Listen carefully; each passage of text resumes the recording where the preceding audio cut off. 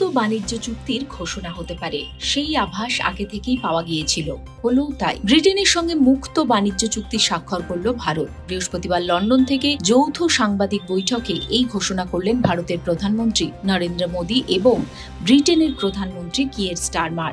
বছরে $৩,৪০০ কোটি দ্বিপাক্ষিক বাণিজ্যের চুক্তি হয়েছে দু দেশের মধ্যে। ব্রিটেন 2020 সালে ইউরোপীয় ইউনিয়ন ছেড়ে বেরিয়ে আসার পর এটি কোনো দেশের সঙ্গে ব্রিটেনের সবচেয়ে বড় বাণিজ্যিক চুক্তি। বৃহস্পতিবার লন্ডনে মোদী এবং স্টারমারের মধ্যে বৈঠকের পরেই এই ঘোষণা করা হয়। দীর্ঘ আলোচনার পরে গত 6 মে ভারত এবং ব্রিটেনের মধ্যে মুক্ত বাণিজ্য চুক্তি নিয়ে চূড়ান্ত আলোচনা শেষ হয়ে যায়।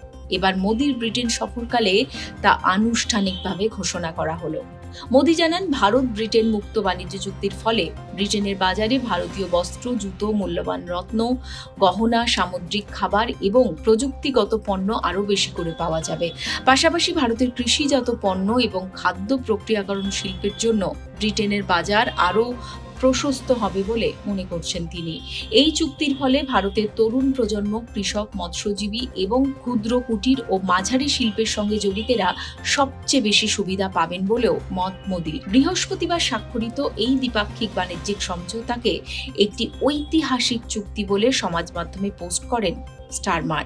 তিনি লেখেন, ভারতের সঙ্গে একটি যুগান্তকারী চুক্তি হলো। এর ফলে ব্রিটেনে চাকরি, বিনিয়োগ এবং উন্নয়ন হবে। এই চুক্তির ফলে হাজার হাজার ব্রিটিশ কর্মসংস্থান তৈরি হবে, ব্যবসার জন্য নতুন সুযোগ তৈরি হবে এবং খেটে খাওয়া মানুষের পকেটে অর্থ যোগাবে।